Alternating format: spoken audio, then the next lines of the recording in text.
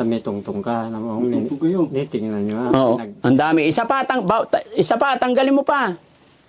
Noni, maraming damit doon. Ay, hindi ko binibigay. Oh, isa pa, tanggalin mo pa isa. Hindi ko binibigay lahat dahil 12 Isa noon. pa. 12 noon ang ano. Ay, okay na. Ibalik mo yung isa. Sige na, Kuya Silso, kasi kaibigan mo ko. Huwag ka matakot sa akin, ha? Ay, very good. Ay, salamat. Kaibigan tayo, ha? Yun. Dadaling kita sa Maynila. O, sige, kamay na.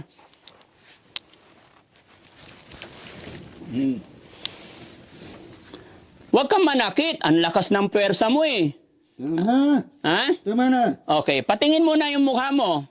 Patingin. Bakit naman na? Titignan ko, ay, pogi naman pala, eh. Ayan. Ang pogi ni Kuya Silso, no? Ayan, mga kababayan, gaya na aking sinabi. Bakit? Medyo ingat lang tayo dahil, ano siya, malakas mga kababayan. Kita nyo naman kung hatakin niya yung braso ko. Ganyan. Lag. Okay?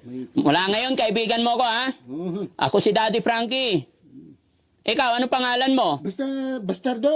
Bastardo. Eh ako, ano pangalan ko? Tingtong. Tingtong? Ano yung tingtong? Daddy Frankie. Ha? Ako si Daddy Frankie, ha?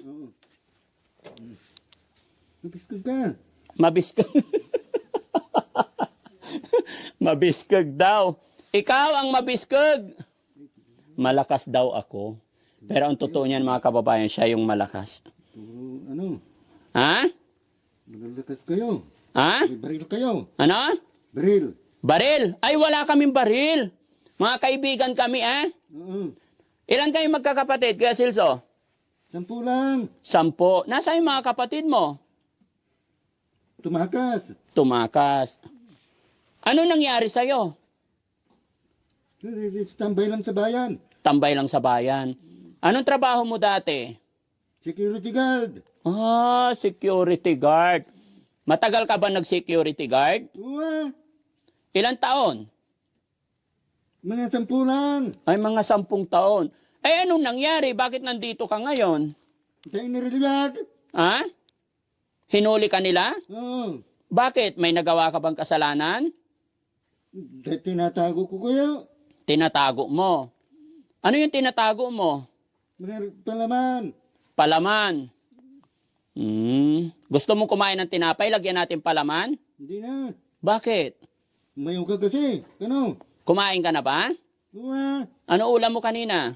Tataltalon. Ha? Tatalon. Kataltalong. Talong? Yun. Oh, anong luto? Basta iluto nyo. Usapin natin si tatay, mga kababayan.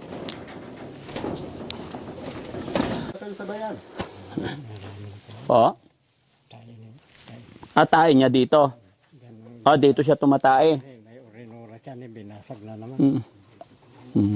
Tay, ilan po ang anak nyo? 7. 7 sila. Pang ilan po si Kuya Celso? Pangatlo po. Pangatlo. Ilang taon na po siya? Mga magkukurinta na yata. Running 40. Anong pangalan nyo po, tay? Ernesto. Ernesto Villanueva. Villanueva. Opo. Ilang taon na po kayo, tay? 74 na. Tay, sa edad na 74, hindi namin kayo mahabol. Mas mabilis pa kayo maglakad sa amin. Kasi sanay ako eh. Sanay kayo. Sanay ako dito. Eto, tay, Matagal na. lupa nyo po dito? Hindi, sir. Hindi, sinasaka lang namin. Bali kayo nagbabantay sa mga sakain na to. Makatanong ko lang, tay, bakit dito nakakulong si Kuya Celso? Kasi maingay doon sa, nandun noon yan, sa amin doon sa, nakapunta kayo doon sa, natin. Opo, hinanap namin yung bahay ninyo. Ay, doon yan na, nakatali din doon. Tapos sinisira yung, ilan na ang, kubo niyang pinatayo namin. Ito ay sinira na naman. Sinisira niya? Malakas po siya, tay. Ang lakas ng braso niya. Malakas. Malakas po? Kaya parang natatakot na rin ako eh. Ah, natatakot na po kayo. Bakit? Dumating na ba yung punto na nasaktan kayo sa kanya? Hindi naman naiilagan ko lang kasi. Ah, iniilagan nyo. Yung, So, ibig sabihin, nanununtok siya. at saka namamalo. Namamalo. Kung hindi ko mailagan, baka natamaan ako. Mm. Ang nanay niya po, ang asawa niyo po, Patay na po ah, patay na. Siya ngang saninang kinamatay siguro yun. Ano Dahil po? Sa pag-aalaga niyan. Ah, kaya namatay ang asawa niyo dahil sa pag-aalaga dito. Sa pag-aalaga. Ibig sabihin, tay, matagal na siyang ganyan? Mahigit 20 taon na. Ay, lapit ka rito konti tayo. Wag po, tay, wag po kayong matakot sa akin. Ako po si Daddy Frankie. Ano po? Sige, salamat. Kami po yung mga charity vlogger. May nag-message sa amin.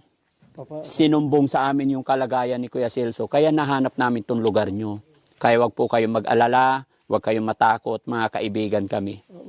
Kami pumunta dito para makita ang kalagayan, sitwasyon niya. Para kung ano pwedeng itulong. Ilang taon na po siya nagkakaganyan? mahigit 20 taon na yan. Mahigit 20 taon.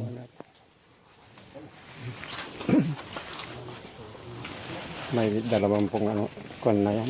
Paano nagsimula tayo? Bakit nagkaganyan siya? Parang kwan eh. Yan noon, pumunta ng Maynila, wala man lang pamasahe. Ah, pumunta siya ng Maynila, walang pamasahe.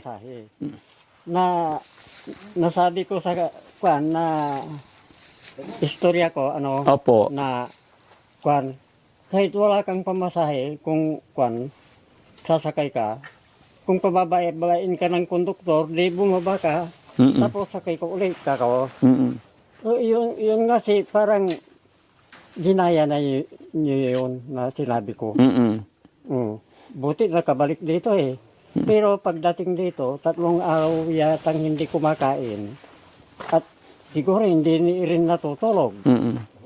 Pagdating doon sa nakahiga, bakit yung kwan, nakadilat yung mata? Nakadilat yung mata. Oo, nakahiga, parang tulog, pero yung mata, parang Tulog pero ang mata nakadilat. nakadilat po. Ilang araw na ganun?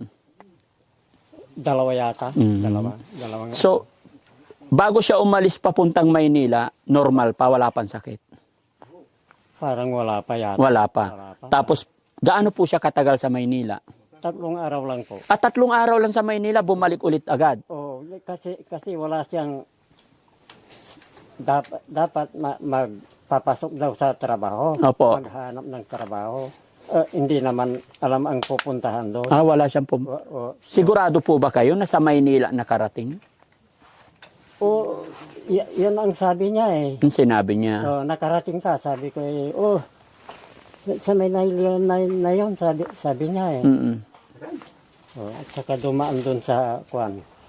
Doon sa Tayog na may kwan ako. Doon sa Tayog na bayan, Opo. may kapatid ako doon na babae.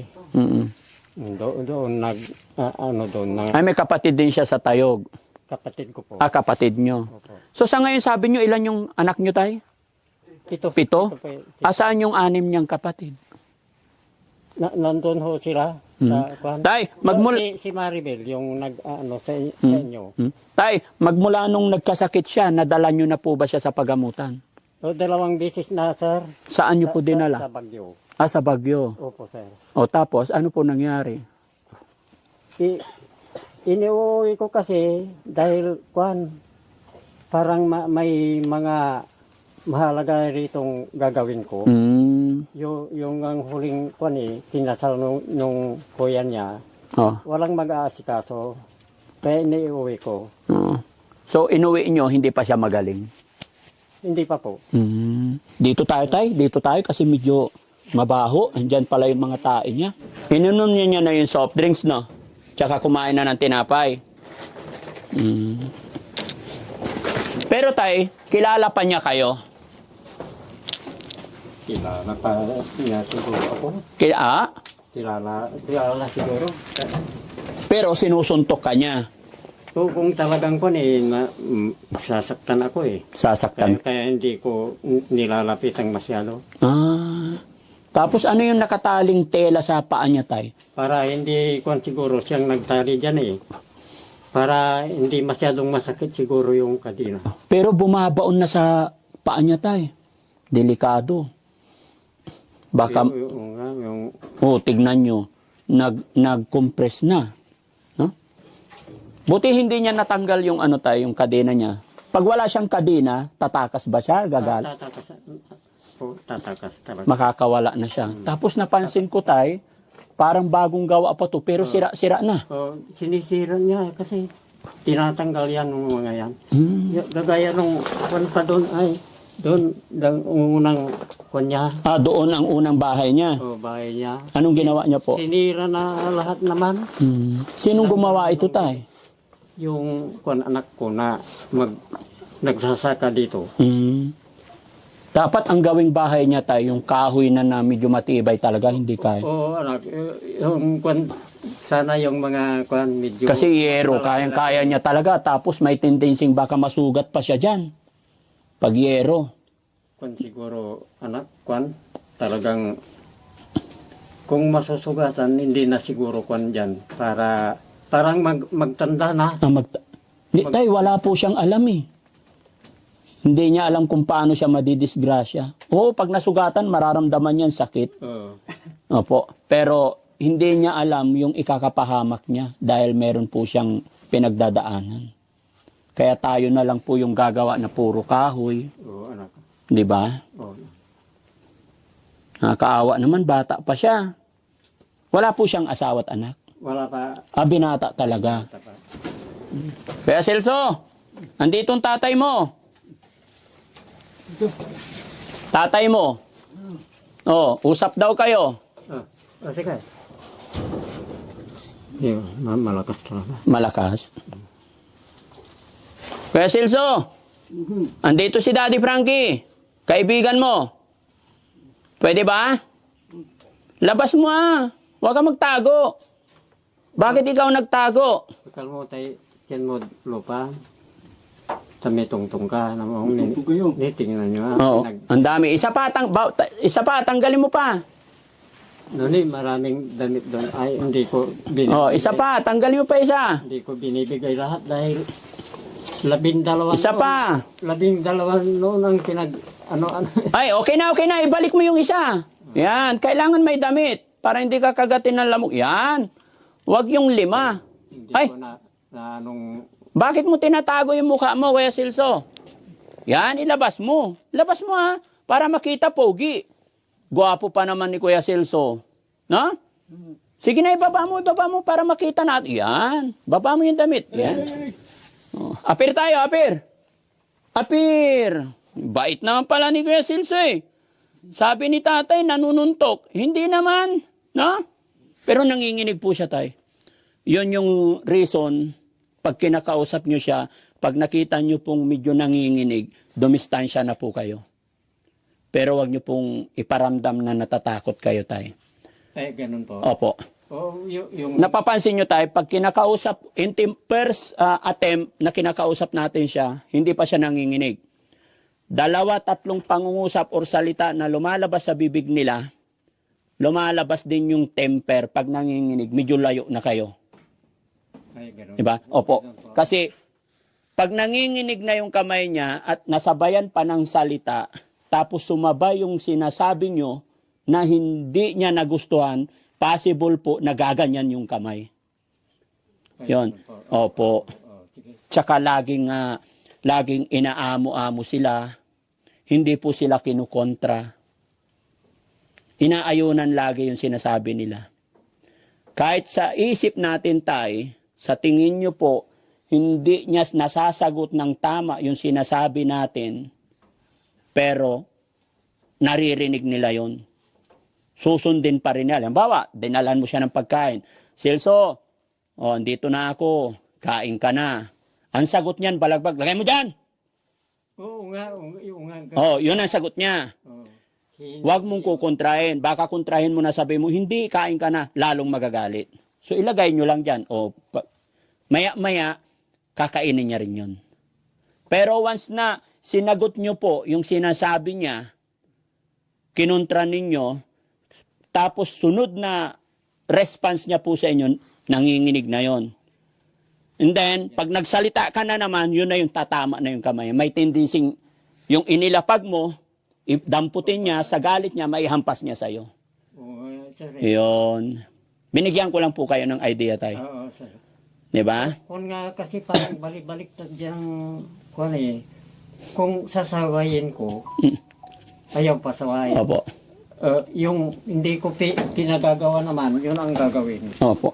Pero napansin nyo, tay. Parang balik-baliktad. Pero napansin nyo, pinatanggal ko yung damit, sumunod naman. Oo, oo. Hindi ba sumusunod sa inyo, tay? Matagal, mahirap. Mahirap, anak.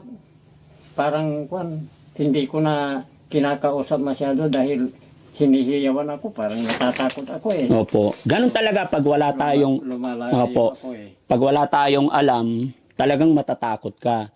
Pero itinuturo ko po sa inyo yung mga pamamaraan.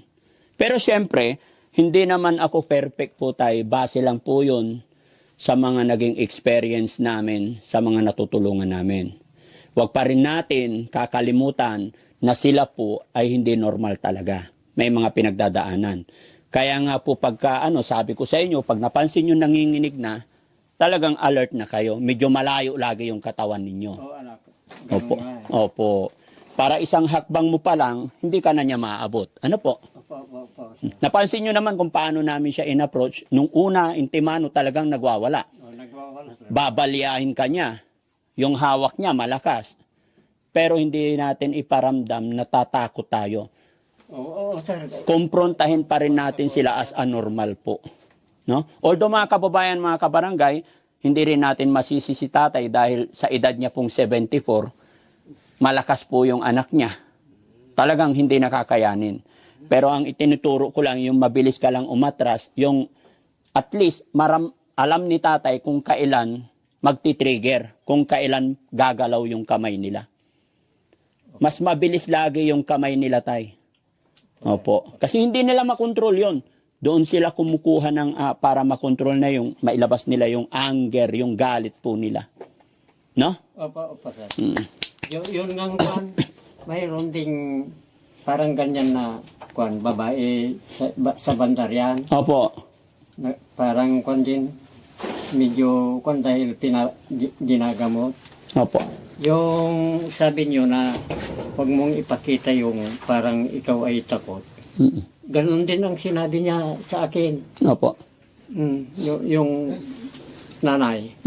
Ganon din ang So nagamot na po yun, nagagamot. Kaya lang ang problema tayo, siyempre hindi nyo na po makayanan sa edad nyo na rin. Ano po? Oo, sir. Ang mga kapatid, bakit hindi po dalhin sa pagamutan, bahay pagamutan? Parang din sila, sir eh. Kapos din sila eh. Kapos. Kapos din sila, sir. Ganito lang kasing pamumuhay namin eh. Mahirap lang kami, sir. Talaga. So sa gabi tayo, talagang mag-isa na lang siya rito? Mag-isa lang, sir. Yun lang ang kwan. Oo, solar. Hindi naman niya inaano yan. Sinisira. Hindi naman sinisira. Pero kawawa po siya dito sa bundok, mag-isa lang. Paano pag tag-ulan, malamig? Maraming kwan, sir. Yung kwan, pinapaulan yung mga kumot niya eh. Pinapaulan niya yung mga kumot niya. Oo. Tinali niya yung paa niya, no? Hindi maluwag, sir. Dahil inaano ko ito. Kaya inanuan ng kung dito ay na yung tila para hindi. Oo. Sir, naglalagay dito itong tila. Siya mismo. So, ibig sabihin, alam din niya yung masakit. Alam din niya, sir. Kuya Celso, bangon ikaw. Bibigyan kitang pambiling tinapay. Anong gusto mo? Ha? Para may pambili kang pagkain. Ha? Labas mo yung mukha mo. Bigyan kitang pera mo, Kuya Celso. Gusto mo ng pera? Ha? Kuya Celso, Tingnan nyo mga kababayan, kanina nagwawala yan. Pero ngayon, nakilala na po niya tayo. Kuya Celso, bigyan kitang pera. Ha?